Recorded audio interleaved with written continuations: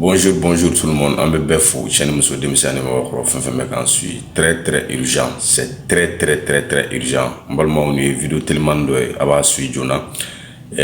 Bis Romada Jona en vers kadamne 5h là, kana 7h yoron nuna. Terroriste ya essayé ka foku beta kamine. Min fleni fala jefan fala la.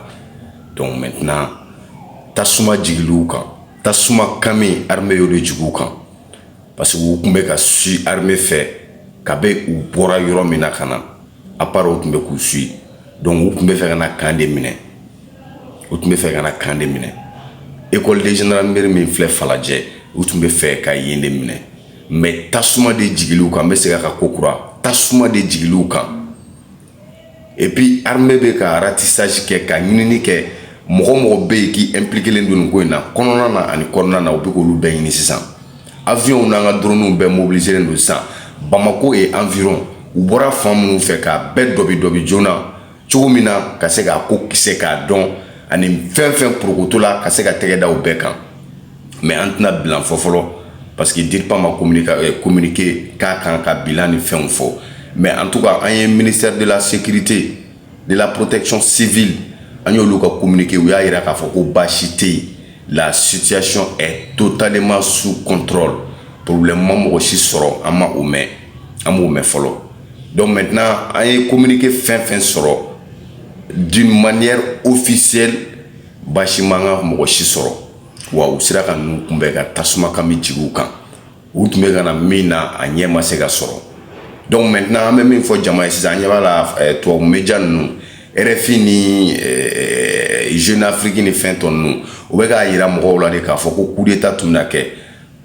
Tiente bi tiente chini. Coup d'état tamachente. Ouega ira ka foko sorasi do wire ma blala nyona ko coup de fait mena yoro do la donc ko coup d'état be fega ke anyo mere fila. Donc c'est pas vrai. C'est pas vrai problème foiti sorasu ni nyokonche. Terroriste ou de dou. Moko munu nge unana en tout cas acte terrorisme de kera. Terroriste ou ka bara ou de kera. Comme on a communiqué bas sur follow amsega min ka min bora eta yoro mais en attendant amsega en contenter ni mi o de terroriste amsega woleti sinon sorosu ire demande ni nyoche ya aucun problème foité Asmi va très bien Asmi ere Amazon a voulu ere passer ninko yamada jona sura shila bara ola donc ama masonga kunu kwa passer aussi konyara ma batete terroriste contani do drone ou maîtriser drone ou mene ku ke ko chef foité donc a faut coup d'état de na ke pas question ou asimi de non fait toi ou média nous mais asimi de non fait ou ni d'aller do asimi de kan c'est pourquoi al ne pétarni chila malla wa faut coup d'état pour na ke al ne camion balo bol top ne chira toi ou média nous mais bo RFI nous ko wa coup d'état faire ke ko coup de fait kera donc coup d'état coup d'état signifie tout va bien entre les militaires maliens, aucun problème entre eux. Donc terroristes de boira kofe sira nous ne fait. Fala jef fan fela nous. Donc you doko ka do don de dro me fait ka tenter ka école des militaires membe no gendarmerie ou me fait ka do o de kono. Donc me fait ku infiltrer au de la pour bien ka tout nyame au lay ka soro ka tienu ke. Donc ou nous suivre nous et après bon molo kabakotea ibi to ide kana pamaro la pour que konota ka don kanye sinon depuis ou boyoro ou suilendo anga soldat ou fait ou suilendo anga finitik la ka fait donc o ya to de konota donner wakati mina alu tungana ke katasuma jigiu kan ado bol la fo ku nitike terrorisme do bol la fo ku nitike donc il y a aucun problème ay taw ka baro ay ya ko fembeke.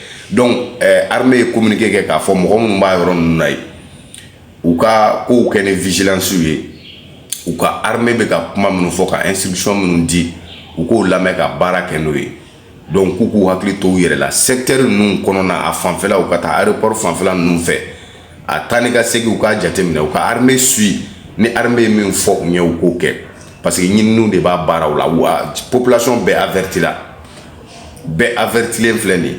Donc aw munu be na wa localité nuna ka ko hakli to awere la armée be ka kuma min fo aw ka baraka ni armée ka information yi instruction munu be ka di aw ka baraka ni olu yi donc armée ou de fo parce que yoro no be lara wuli la 600 kelen-kelenni minnu dogo la yɔrɔw la u b'u k'olu ɲini o bɔra fan minnu fɛ k'a tɔ ɲɛ bɛɛ se k'a dun k'a ɲɛ ka tɛgɛ da o kan donc o information telimani de bɛ aw to lamɛnni na n'an ye min sɔrɔ kɔfɛ an b'o fɔ o ye mais apparemment an bɛ segin a kan minnu bɛ ka coup d'état ko kuma fɔ tiɲɛ tɛ o coup d'état signe foyi tɛ yen ani coup d'état yɛrɛ tɛ ɲɔgɔn ye sira la terroristes de don dɔrɔn u tun bɛ fɛ k'u dogo k'u infiltrer école des militaires kɔnɔ Falajɛ donc ce n'est que ça y a rien foyi tɛ sɔrɔ su ni ɲɔgɔn cɛ Asimi yɛrɛ t'a dɔn ko kɛra yɛrɛ parce que ko nin ti u y'a wele k'o de fɔ yan ko nin ti koba ye ten ya nin t'ale fɛn kun bɔ quoi a k'a k'i hakili sigi a ka